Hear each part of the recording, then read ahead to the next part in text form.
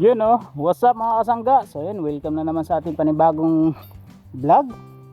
So ngayon lang ulit ako nakapag vlog mga kasangga dahil itong kamera natin ay nagluloko. Minsan ayaw gumana yung kamera.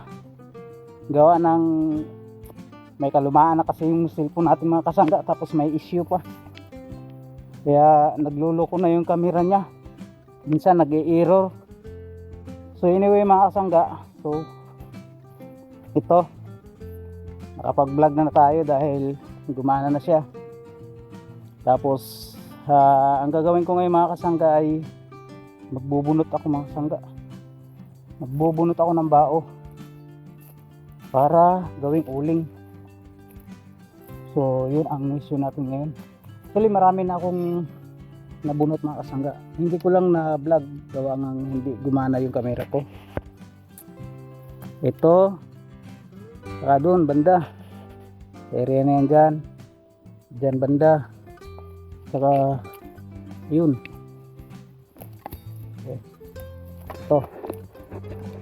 Ito na yung mga nabunutan ko mga kasangga oh. Yan, tumpok na, isang tumpok yun dyan, malaki yung tumpok na yan dyan eh. Ayun oh, doon nabunutan ko na yan dyan, banda area sa baba.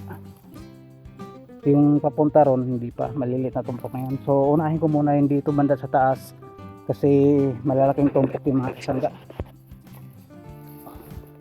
Tapos ito kanina umaga, ito yung binunutan ko kaninang umaga mga kasangga. Yan,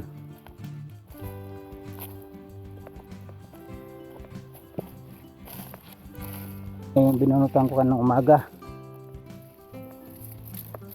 So papunta tayo dun sa taas dahil doon ang mas marami mga kasangga. Let's go. Bali ano pa to, tatlong tumpok pa to, tatlong tumpok na malalaki. So dito muna tayo mga kasangga, unahin muna natin to.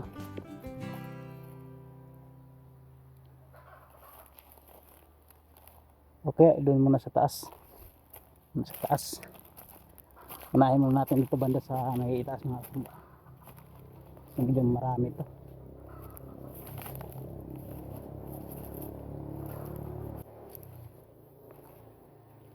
Op. Para ang ideya natin sapot sa mukha ko. Ang ideya natin mga kasangga, ayun o, mga tumpok. Doon ako mag-umpisa sa taas para pababa ang ano natin. Pag natapos na, pababa tayo. Kasi dito kasi dalawang tumpok to mga kasangga oh. Ayan, malaking tumpok rin to. Tapos dun, yun ang unahin natin last.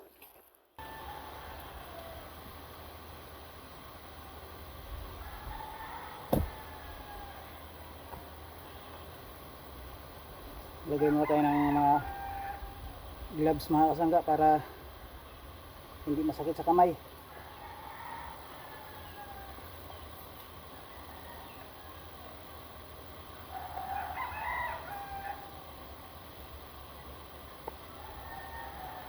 Siyempre, ang secret weapon,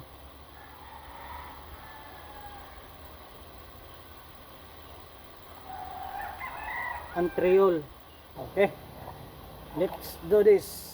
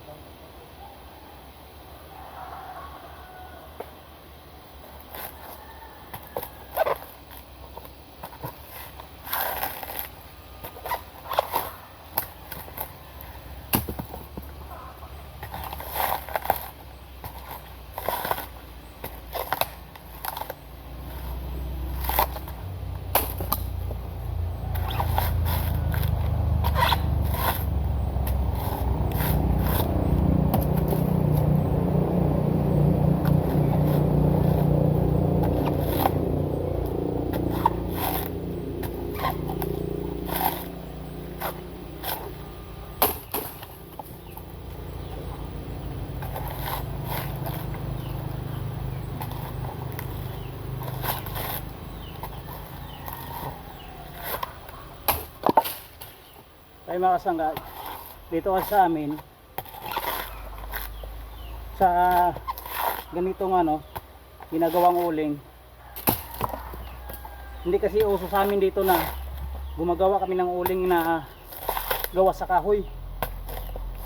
Dalas talaga ginagawang uling namin dito baon ng nyug.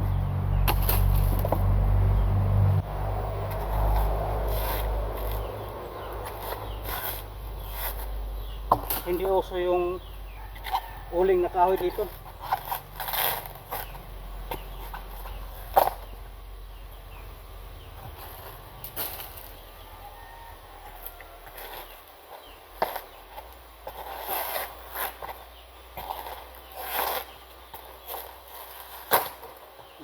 Yan yung mahirap kapag wala kang gamit ng mga guma, kasi matalas yung mga dulo. Pag ganon, pag dulas, pwede ka masugatan. Although hindi po talaga may iwasan yan.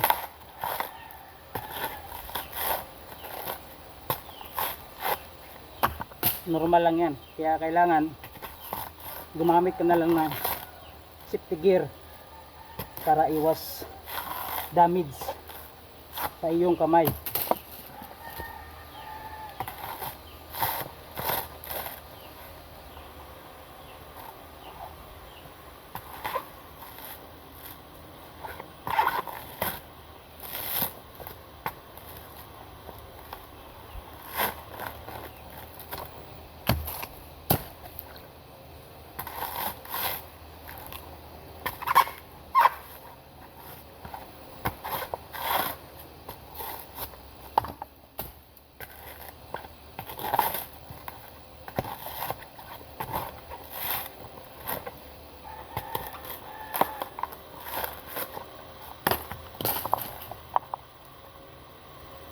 Kapag ganito rin, maninipis yung kanyang bunot, matigas minsan, saka mahirap bunutan.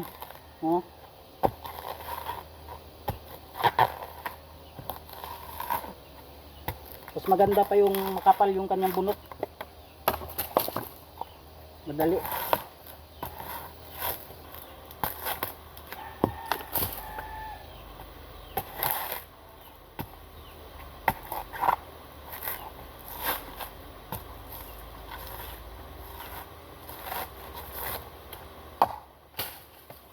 Palubog ng palubog yung bara natin.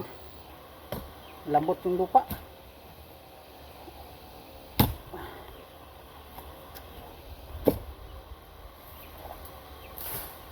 Lambot kasi yung lupa.